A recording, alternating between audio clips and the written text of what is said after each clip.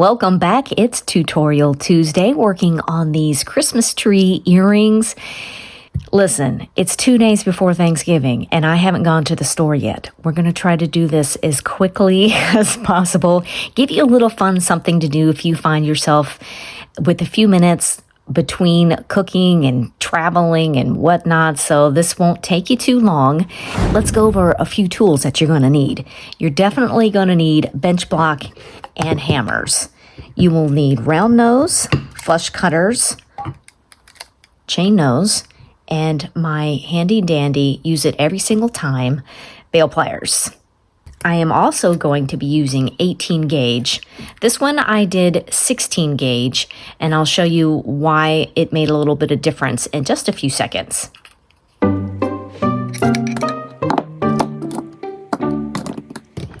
As I mentioned before, I did 16 gauge in this one, and it just is a bigger tree in general. It's just going to happen with that because the wire has a little more thickness to it. I think I kind of like the 18 gauge the most, but that is an option if you want to do that. Okay, so don't look at this one too carefully. It's a little jacked up. It's a little to the side. But I have it here as an example. I wanted you to see the difference of it all changes depending on what angle that you are going to use in the formation of the tree. That's how you're really going to get the look that you want. You can change up the loop sizes. You can change up how many of these branches, if you will. You can make the trunk shorter. You can, there's so many different things that you can implement into this design to make it the way that you want. You can also put some stones in here to decorate your tree. Please forgive me. We're not going to do that today. I still got to go to the grocery store. So I do have a video from last week. It's got a chain link that kind of looks like this. And I show you how to mount some stones if you need some basic instruction with that. I'll have that linked down below. But for today, we're just going to keep it simple of how to do the basic structure. I've misplaced my Smokey the Bear ruler, so we're going to have to make do with this. It doesn't even have millimeters on it. Oh my goodness, or centimeters. Anyway, we'll make do because it's going to be very simple. You just need a foot per earring. 18 gauge, dead soft.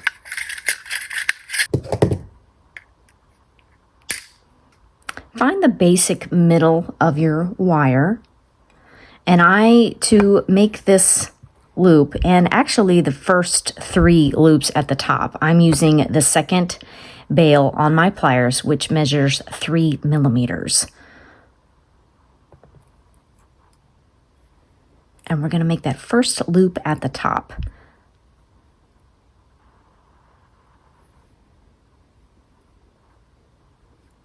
There is an option. You can make it real tight and, you can make it real tight and round.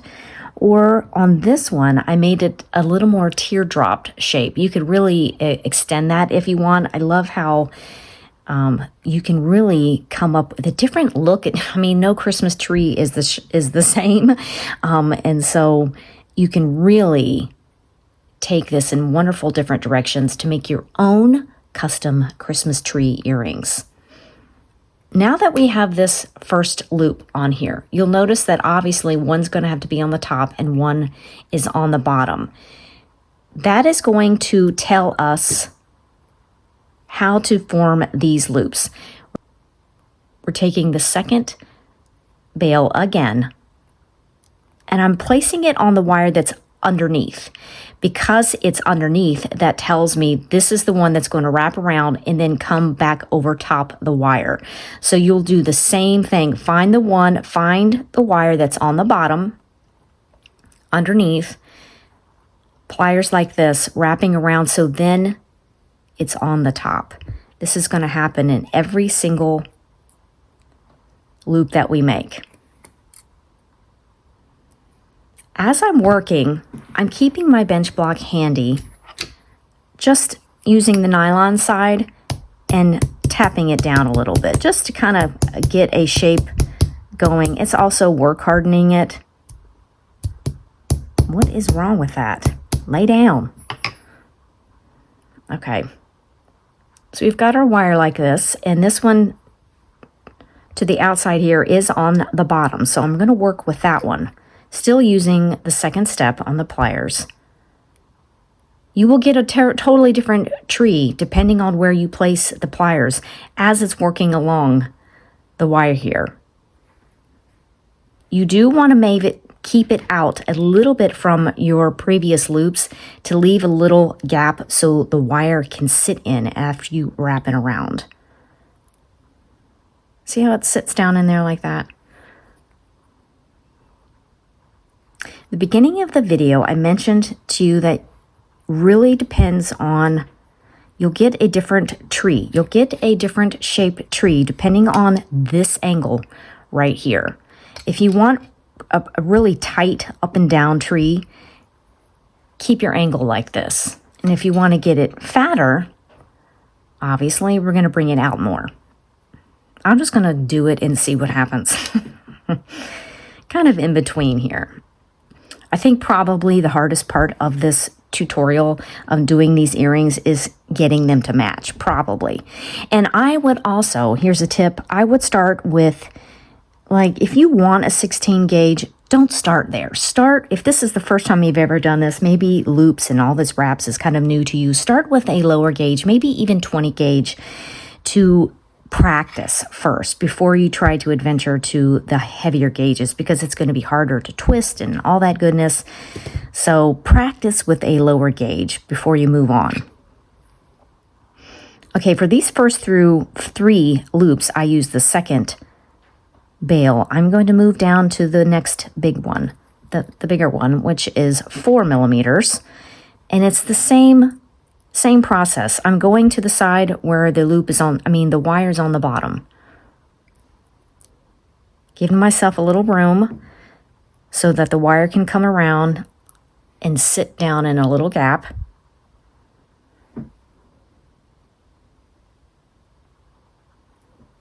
You have to turn your pliers a little bit just to kind of open this space so you can continue wrapping. And then these 2 wires should be parallel with each other. Just helps you know that, yeah, okay, I think I basically got it going right. We are going to flip over. So this wire that was on top, now it's on the bottom. We are always looking for the wire that's on the bottom.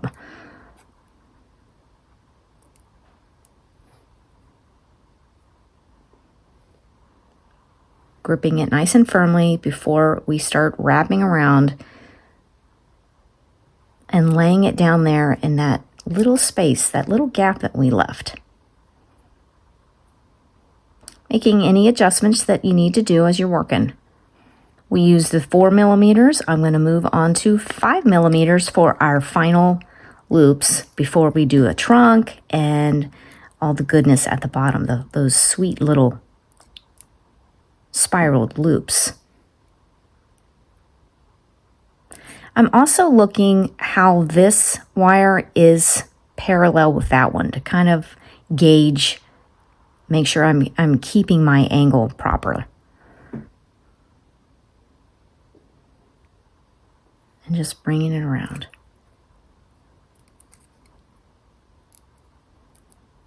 All right. Turn your work so now that we can get that other wire on the bottom using the 4th step, which is 5 millimeters, and bring it on around. Looking how this relates to this wire, and bring it just a little bit more so it's parallel.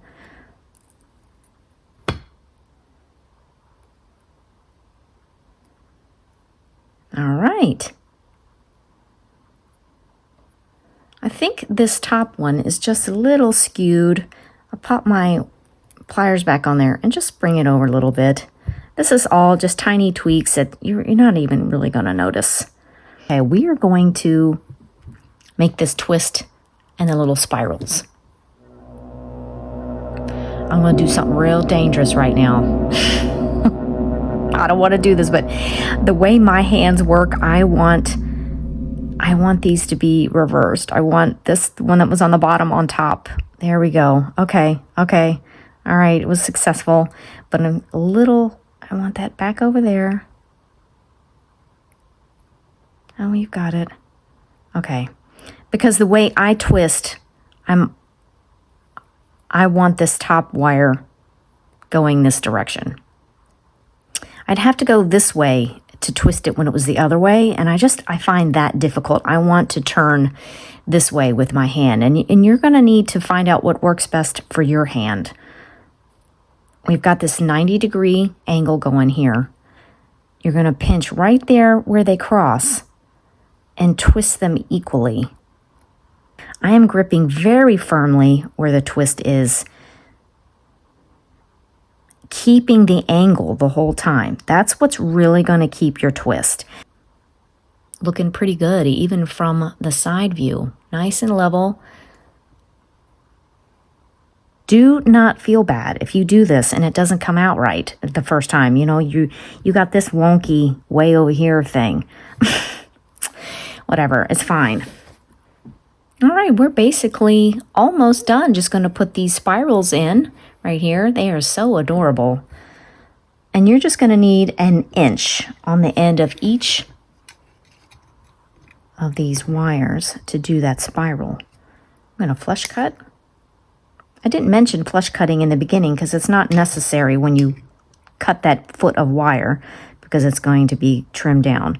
And the reason why I gave you a foot, because you might want to put more loops. You might want to make the trunk longer. So this gives you room to play. Who doesn't want that? Using some round nose pliers, because these are really small. I want to get a nice little small loop in there. I know. Crazy, huh? That I'm not using the bail pliers. I do use round nose pliers every now and then. Now, when you get to this point, I will transition over to some chain nose pliers and then start rolling it like this, like a cinnamon roll. Oh my word. Now, why'd you go and say cinnamon roll? I gotta have one now. I'm going to turn over. I'm always turning stuff because I want to be working to this side of my hand. If you try one way and it doesn't work, try in a different angle or different position. It could be just your hand's in a weird spot.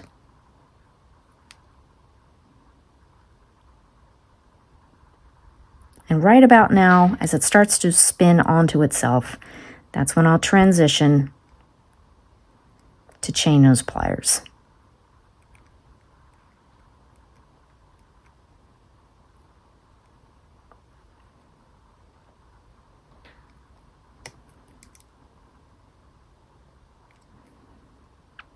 Come on now. And with some beads, you know, I wanted to have an example with beads, but I couldn't find beads that were all the same color. I guess they don't need to be all the same color, whatever, that were going to be, you know, would fit in this 3mm and the 4 and the 5 that were all the same. So why didn't I think about do different ones? Well, that's your option. I'm moving on to a chasing hammer to flatten out some of these areas.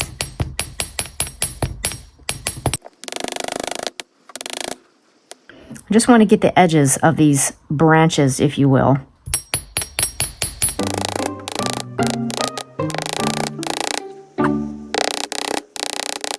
All right, the basic structure is here.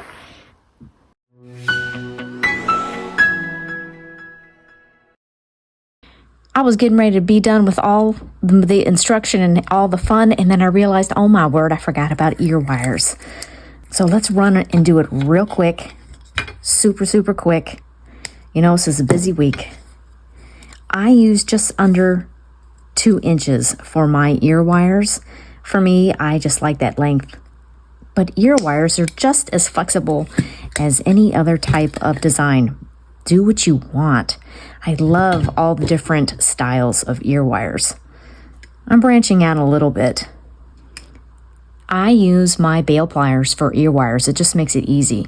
I use the first step, 2 millimeters, right on the end to make that first little loop that's going to attach to the ear ring. So we've got that. Go take it off your pliers. Possibly. Man, that's a good loop. Turn your pliers so that it looks like this, and we're going to use this 5th step, which is 7 millimeters. You're going to put it right in your pliers so that you can't pull anymore. It's in there nice and firm and level. Press near the bail. My dog's walking through. You hear that pitter-patter. Pushing on around till it touches the first loop, let go and just let it spring back, and there's your shape. Right on the end of our wire, we're going to use the 2nd step on the bail to put a little bend right on the end. And that is your ear wire. Take some chain nose pliers. Hello, Susan. Which one do we want to put on here? The one that we just made. Just slide on your earring. And close that loop. And there you go. Oh, let's see how long it measures. I didn't do that. About 1.5 inches. Almost, I would say around 3/4 of an inch for the whole thing. Just a smidge more. Don't make me measure those little 1/8 of an inch and stuff. And there you go. Isn't that lovely? So remember, as you're first starting this, that I would start with a lower gauge, 20, the 18, to get to practice with if you wanted to move to the 16 gauge. This was definitely harder to do, especially in the twisting area, but obviously it's doable. I love the look of that one as well. That might be great for the pendant if you were going to make it a set. Now, the hammering on the ends was optional. For me, it does kind of make some marks in there that I will have to go back and clean up with my radial disc and throw it in the tumbler, and it'll be all glorious and shiny and ready for your holiday parties or just Christmas in general. You just want to feel festive going to the grocery store. I hope you enjoyed this quick tutorial. This is a busy week. Hopefully you'll be able to find a few minutes to turn out a wonderful little pair of earrings for yourself or as a gift. That's what I think is wonderful about these. I just love the organic shape of it and really how no two is alike. And the more you do it, the more consistent your loops will become and you'll get trees that match. I would definitely recommend practicing. And don't be upset if it turns out looking like junk, the first one. If you saw my blooper reel from yesterday, you'll understand that I have a lot of things that turn out looking like junk. And that's okay. We're learning and having fun. And again, as always, I love having you here. I love your comments and your questions. I love knowing where that you are watching from. Please let me know that as well. And I wish you a wonderful, happy Thanksgiving with friends and family. Please be safe as you're traveling. And I will see you after we eat all of our leftovers next week.